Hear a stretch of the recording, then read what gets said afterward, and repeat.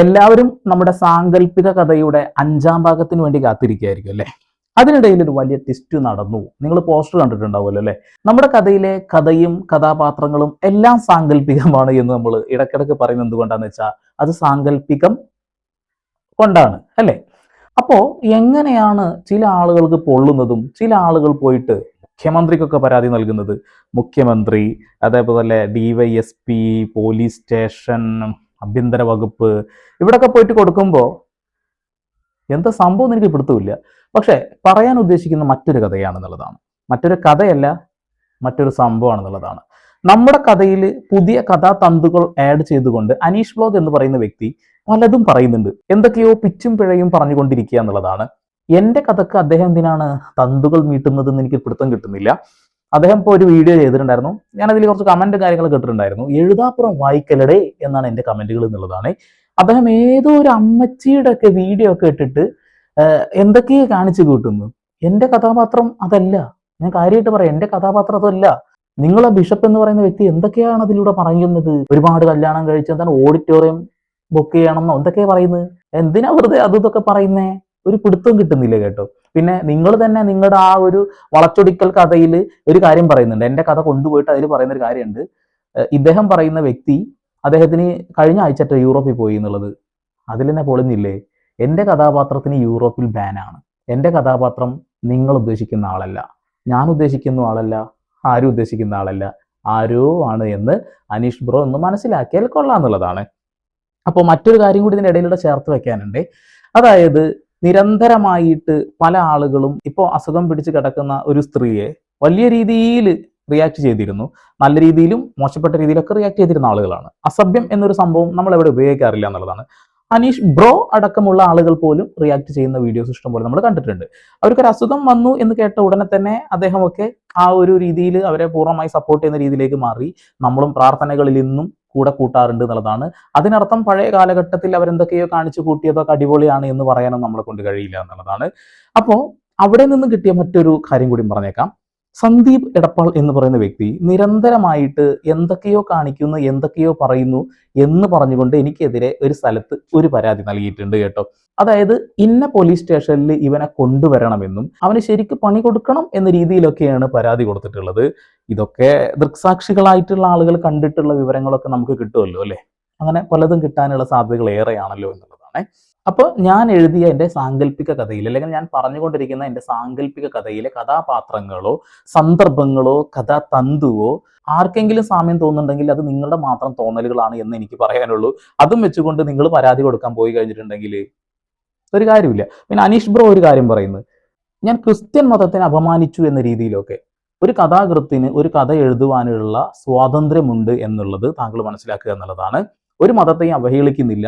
തികച്ചും സാങ്കല്പികമായിട്ടുള്ള ഒരു കഥ. അങ്ങനെ ഒട്ടനവധി കഥകൾ മഹാന്മാരായ ആളുകൾ എഴുതിയത് നമ്മൾ കണ്ടിട്ടുണ്ട് എന്നുള്ളതാണ് അല്ലെ. അപ്പോൾ അതുപോലെയല്ല ഇത്. അനീഷ് ബ്രോ ഒരു കാര്യം മനസ്സിലാക്കണം. നിങ്ങൾ ഇല്ലാത്ത കഥയ്ക്ക് ആളുകളെ ഉണ്ടാക്കുമ്പോൾ, ക്യാരക്ടേഴ്സിനെ ഉണ്ടാക്കുമ്പോൾ നിങ്ങൾ തന്നെയാണ് ഇന്ന ആളാണ് ഇത് എന്ന് പറഞ്ഞു കൊണ്ടുവരുന്നതും അയാളെ നാണം കെടുത്തുന്നു. സമൂഹത്തിന് മുന്നിൽ അദ്ദേഹത്തിനെ നാണം കെടുത്തുന്നത് ഞാനല്ല, നിങ്ങളാണ് എന്ന ബോധം നിങ്ങൾക്ക് വേണം. എൻ്റെ കഥയിലെ കഥാപാത്രത്തിന്റെ പേരെന്താണ്? സിമ്പിളാണ്. പിന്നീട് അത് വിഷപ്പാമ്പായി. വിഷപ്പാമ്പാവാനുള്ള കാരണം എന്താണ്? എൻ്റെ കഥാപാത്രം ചെയ്യുന്ന കൂടോത്രങ്ങളും സാത്താൻ സേവയൊക്കെയാണെന്നുള്ളതാണ്. അത് എൻ്റെ കഥാപാത്രത്തിന്റെ മാത്രം കാര്യമാണ്, എൻ്റെ കഥയിലെ മാത്രം കാര്യമാണെന്നുള്ളതാണ്. താങ്കൾ അത് ഇവിടുന്ന് ചൂണ്ടിക്കൊണ്ടുപോയിട്ട് അത് ഇന്ന ആളാണെന്ന് ഉറപ്പിച്ച് പറയുന്നുണ്ടെങ്കിൽ അത് താങ്കളുടെ ഭാഗത്താണ് തെറ്റ്. സത്യം പറഞ്ഞാൽ നിങ്ങളാണ് ഇപ്പോൾ ഡിഫർമേഷൻ ചെയ്തുകൊണ്ടിരിക്കുന്നത്. ആ ജീവിച്ചിരിക്കുന്ന ആളാണ് എൻ്റെ കഥാപാത്രം എന്ന് നിങ്ങളാണ് പറഞ്ഞുകൊണ്ടിരിക്കുന്നത്.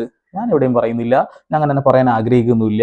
പിന്നെ താങ്കൾ ഒരു വീഡിയോ കാണിക്കുന്നുണ്ട്, ഏതോ ഒരു അമ്മച്ചി തൊട്ടടുത്തിരിക്കുന്ന ഈ പ്രസ്തുത വ്യക്തിയൊക്കെ അടുത്തിരിക്കുന്നുണ്ട്, എന്തോ സ്വത്ത് എഴുതി കൊടുത്തത് പൂർണ്ണ സമ്മതത്തോട് കൂടിയിട്ടാണെന്നുള്ള ഒരു വീഡിയോ ഒക്കെ താങ്കൾ ഇടുന്നുണ്ട്. പക്ഷെ എൻ്റെ കഥാപാത്രം അങ്ങനെയല്ല കേട്ടോ. എൻ്റെ കഥാപാത്രം മീനമ്മ എന്ന കഥാപാത്രമാണ്. നിങ്ങൾ കാണിച്ച ആരെന്ന് എനിക്കറിയില്ല.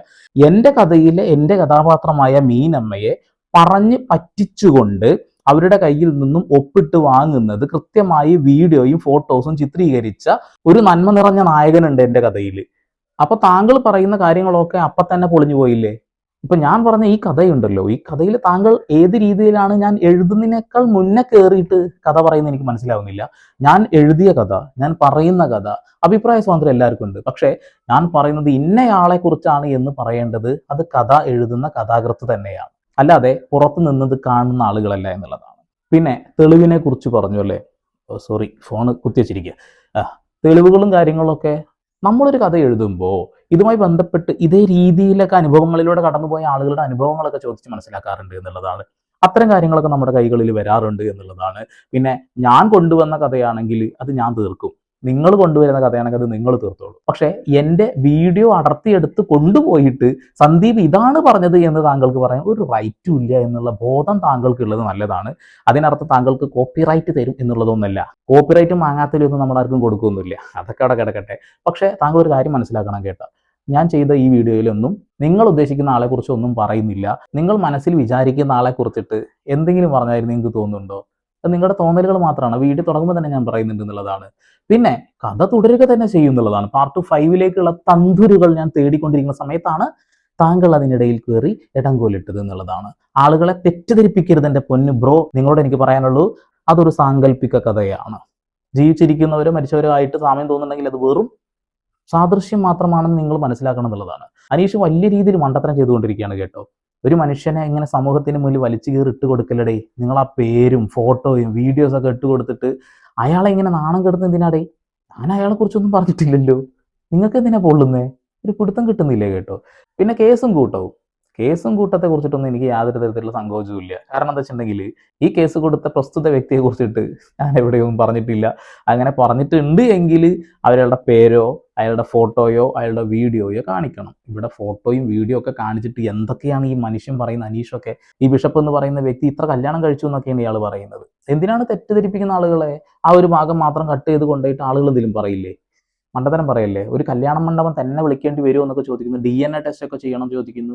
എൻ്റെ കഥയിലെ എൻ്റെ കഥാപാത്രത്തിന് ഇത്തരം കാര്യങ്ങൾ ആവശ്യമാണെങ്കിലല്ലേ ഞാൻ കൊണ്ടുവരേണ്ടതായിട്ടുള്ളൂ. ഇപ്പോൾ അതിൻ്റെ ആവശ്യമൊന്നുമില്ല. എൻ്റെ കഥ നല്ല സ്മൂത്തായിട്ട് തന്നെ പോയിക്കൊണ്ടിരിക്കുന്നത്. തികച്ചും സത്യസന്ധമായിട്ടുള്ള ഒരു കഥയാണ് കേട്ടോ. ഒരു കഥാകൃത്തിൻ്റെ പേനക്കകത്ത് കയറി ഇരുന്നിട്ട് ഇങ്ങനെയൊന്നും പറയല്ലേ പൊന്നെ ബ്രോ എന്നേ പറയുന്നുള്ളൂ. അനീഷ് ബ്രോ, താങ്കൾ അടുത്ത വീഡിയോ എടുത്തിട്ട് വീണ്ടും റിയാക്ട് ചെയ്യുമ്പോൾ താങ്കളാണ് ഒരു പ്രസ്തുത വ്യക്തിയെ ഇങ്ങനെ നാണം കെടുത്തിക്കൊണ്ടിരിക്കുന്നത്, ഞാനൊന്നല്ല. അത് മനസ്സിലാക്കണം എന്നുള്ളതാണ്. അപ്പോൾ എൻ്റെ കഥ തികച്ചും എൻ്റെ കഥയാണ്. മറ്റുള്ള ആളുകൾക്ക് ഇതിൽ യാതൊരു അവകാശവുമില്ല എന്ന് മാത്രമേ പറയുന്നുള്ളൂ. പരമാവധി ഷെയർ ചെയ്യുക, താല്പര്യമുള്ള ആളുകൾ കൂടെ കൂടുക. പിന്നെ കഴിഞ്ഞ വീഡിയോയിൽ റീച്ച് കുറവാണല്ലോടെ. എന്തുവാടേ നിങ്ങൾ ഹൈപ്പും ഷെയറും കമൻറ്റും ഒന്നും ചെയ്തില്ലേ? പോയി കാണാത്തവർ കാണണം, അത് കാണേണ്ട സാധനമാണെന്നുള്ളതാണ്. അയാള് കത്തനാരല്ല, അയാള് ചാത്തൻ സേവയുടെ ആളാ, സാത്താൻ സേവ.